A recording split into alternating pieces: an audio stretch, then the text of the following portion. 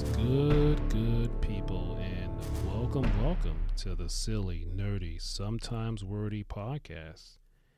And I'm your host, BK. This is episode 20, recapping Monday Night Football Week 1. Buffalo Bills versus the New York Football Jets. Okay, and in this week's episode, we're going to be, like I said, recapping the Monday Night Football game from Week 1, Bills versus Jets, with a fantasy aspect. Okay, how's everybody doing out there? I hope we are all doing well. We are in the football season, and I am going to try something new. I want to cover the season. Not sure how this is going to go, whether it be every week or every other, but we will see. And this week, this episode, I want to start with Week 1, just focusing on the last game, the Monday Night Football Bills versus Jets game, a divisional matchup in the AFC East. And if you have been following the off season, there's been a lot of hype around the New York Jets. And of course, particularly with the quarterback addition of Aaron Rodgers leaving the Green Bay Packers, my beloved Green Bay Packers. He intended to sign with the Jets, and that is what happened. There was a trade that was made. And so it was a big love affair with the Jets and all the things he was doing with the OTAs and going to shows and bonding with his teammates and mentoring Zach Wilson. And, of course, Hard Knocks, which is great, which I still need to watch episode 5, but looking forward to it. And obviously, he did not play in preseason. He doesn't need to play in actually, let me take that back. He did play in a couple snaps, 1 or 2 series in preseason, last preseason game. And we move forward to Week 1, Monday night, September 11th. And he runs out with the flag, and the Bills go 3 and out, and Aaron Rodgers goes out there, and unfortunately, he only gets 4 snaps in, 4 plays, 4 offensive plays. And on that 4th play, the Bills' defensive line got through. When a defensive lineman got through, and you saw the play, and he was hurting. He got up. He sat back down. He went into the blue tent. The card came out sometime after, and per the post game press conference, head coach Robert Saleh said they feared it may be an ACL, but he was hoping for the best. The next day came, and they did the MRI, and it was confirmed that he did tear his ACL. And unfortunately, Aaron Rodgers is done for this season, which is so sad. Not only as a Packer fan, I just wanted to see him do well for the league. I wanted to see how the Jets were going to be, what this offense was going to look like, how they were going to match up in this division. Because they built this offense around him. They got the offensive coordinator that he won some MVPs with them. They brought Alan Lazard in. They brought Randall Cobb. Dalvin Cook came mainly because of Aaron Rodgers. And so this is so unfortunate. But the game goes on. As the game did go on. So let's talk about the game. And it was an interesting game. First, let me say, I'm not an X's and O's guy. I wish I was. but I'm not going to break this down. I know a little bit, but not enough to break it down from that perspective. So that's not the angle I'm coming from. Um, but I will say it was a tale of two halves. Once Rodgers went out, obviously Zach Wilson came in, and the offense of the Jets, they couldn't get much going, the passing game at least. But Brees Hall, Brees Hall looked great.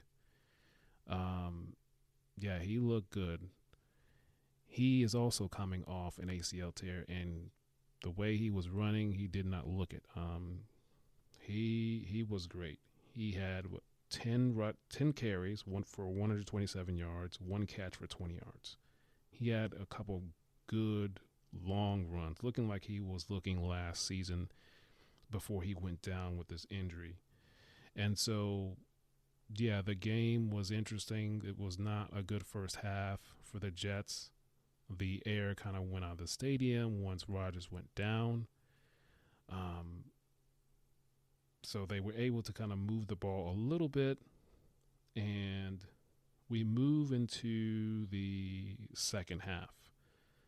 And it was a different team. The Jets defense, they played really well. The defensive line was played amazing. They got pressure on Josh Allen all throughout the game. Quentin Williams, the $96 million man, he signed a big contract extension. He got through a couple times. And then the secondary played really, really well. Coverage was great, and the safety, Jordan Whitehead, had 3 interceptions alone by himself. And a couple episodes ago, I talked about NFL contracts and extensions. So, as some of you may or may not know, NFL contracts, most of them, are not guaranteed. And so the way to get that fully guaranteed, if you can meet incentives, certain things that you do in a game in a season, and they kick in bonuses, which will ultimately lead to more money reaching in your contract. So for safety, Jordan Whitehead, because he got 3 interceptions in one game, that kicked in an escalator, an incentive. So because of him getting the 3 interceptions in a single game, he earned a bonus of $250,000 that was in his contract. So that was pretty cool for him. So things like that can happen. So if I'm sure that there's escalations and bonuses in certain contracts. You get 3 sacks in a game, or 4 interceptions, or 40 touchdowns for a quarterback. You get some type of bonus or something like that. So so that was cool. Yeah, the secondary played well. Obviously, it was not a good night for the Buffalo Bills. They should have won this game, especially after Rodgers went down. They had some good plays, but Josh Allen turned the ball over. He had some bad throws. He missed some throws. He took some chances running, taking some unnecessary hits that he did not need to take, because the Bills have big plans. They've been close over the past couple of years, getting to the AFC divisional game and the AFC championship game. So I don't have Josh Allen's numbers. I should have, but yeah. So they could have been much better. I will say there are 2 brothers that played in this game: James Cook, the running back for the Buffalo Bills, and Dalvin Cook. And James Cook, he looked good. He's getting the full. Looks like he's gonna get more of a workload this season. So he looked good. The Bills' offense needs to improve, and I'm sure they will improve. Yeah. So this game was something else. The Jets were able to get the get the offense moving a little bit. Zach Wilson was able to move the ball down the field with the help of Brees Hall's great running and Dalvin Cook. And then there was amazing, based off of one of Brees Hall's runs, they were able to get into the end zone, and Garrett Wilson, the reigning offensive rookie of the year, had an amazing 3-yard catch in the end zone. Somehow he was able to tip the ball to himself and score. He ended up with 5 catches, 34 yards, 1 touchdown. So Zach Wilson was improved. He was competent. He was good, and you can see some of the mentoring that Rodgers did with him help a little bit. But we will see how this goes during the rest of the season. The Bills, however, was able to move the ball down the field, and the game was tied and ultimately went into overtime. And the game was won on special teams. The Bills won the coin toss in overtime. They were not able to get into scoring position, and so they went 3 and out. The Jets got the ball back. They were able to move the ball. They were able to get the ball, and the rookie wide receiver that returned the punt return for the touchdown, I believe his name is Xavier Gibson. He returned the score for the touchdown, and that won the game for the New York Jets. And as I was watching, what I saw on ESPN or NFL, I think it was ESPN, somebody said, the Jets won the battle, but they lost a war. Won the battle meaning winning the game, lost the war meaning losing Aaron Rodgers for the season. So, yeah, it was an interesting game, a good game. I just feel so bad for Rodgers going down. But we will see how they go. Of course, Zach Wilson will be QB1. That's what Robert Saleh said. However, they will need to bring in another quarterback to be a backup. I believe they have, I can't think of the name. They have somebody on the practice squad, but they need to bring in another quarterback or two. So we'll see how that goes. There's names out there, free agent quarterbacks like Carson Wentz, Matt Ryan. Of course, he's in the booth in CBS, but he's not fully retired. I don't think he sent in his retirement papers. So Matt Ryan's out there. Carson Wentz is out there. Maybe I've heard people say maybe they make a trade for Jameis Winston. And some people started jokingly saying Tom Brady, but I don't think that's going to happen. So, but you never know. So yeah, we will see what quarterbacks that they bring in to add to that quarterback room. Now, let's move forward on the fantasy aspect of this. As the previous few episodes ago, I talked about fantasy football. So let's talk about the fantasy players I had in this game on some of my teams. I had Garrett Wilson on a team. I mentioned he had 5 catches, 34 yards, 1 touchdown, salvage with a touchdown. You like to have more yards, more catches. I had the Jets kicker, Greg Zuerlein. He had 1 extra point, 3 field goals. Pretty good. I also had Dalvin Cook in this game. 13 carries for 33 yards, 3 catches for 26 yards. You'd like to see a little bit more, but you have to see how the load goes between Dalvin Cook and Brees Hall. But it seems to be Brees Hall right now, but you never know. He's just coming off an injury. So, and then I also had the Bills wide receiver Stephon Diggs on a team.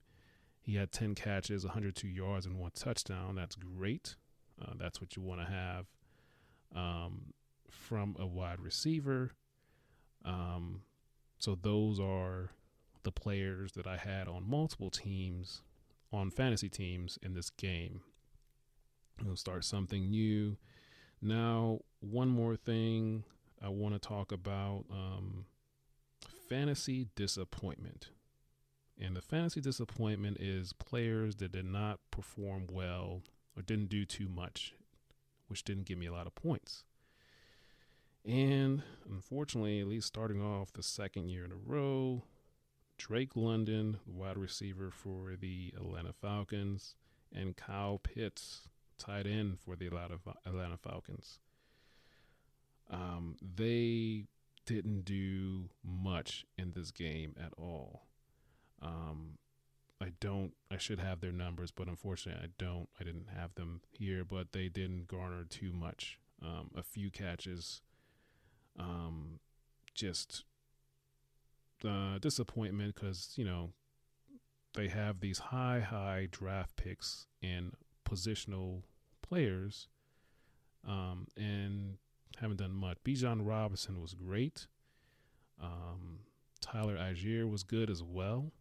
So I just hope that they can incorporate Kyle Pitts and Drake London. Kyle Pitts was a high draft pick for a tight end, as well as Drake London. But again, it's only week 1, so we'll see how it goes and see how the matchup is. But that is my fantasy disappointment across the league. Drake London and Kyle Pitts of the Atlanta Falcons. Okay. So I think I have covered everything I wanted to cover in this. Again, this is something new I'm trying. I'm not an X's and O's guy, but that's just looking at the game from my perspective. And again, it's unfortunate that Rodgers went down with this injury. And we're on the week 2, and we will see what happens on week 2, starting Thursday with the Eagles and the Vikings on Amazon Prime. And we got 2 Monday night games on ESPN/ABC. Looking forward to those games. The first one of the games is going to be the Browns and the Steelers. And then the other game is going to be the Carolina Panthers and, gosh, I can't think of the other team right now, which is terrible, but they will be playing in the first Monday night game. So we'll get to see the first overall pick, Bryce Young, play. So we'll see how that goes. I will do better with having stats and making sure I have the matchups. This is my first time doing a recap, so I'll learn from this and make improvements on this type of a podcast. So that is all. Hope you guys have a great week. And also, I wanted to mention that I am on the Wisdom app. Yes, I'm on the Wisdom app, and so please check me out there. I have answered a couple of questions already. It's a cool, interesting app, so check me out there. The link to the podcast is also on there as well, so you can listen through that app. Like I said, I've answered a couple questions. If you go to my profile, you can check me out there at JamesW24 at JamesW24 on the Wisdom app. Yeah. And that's all I have for you today. We're coming to the end here. So we will get out of here. And until next time, we will talk soon.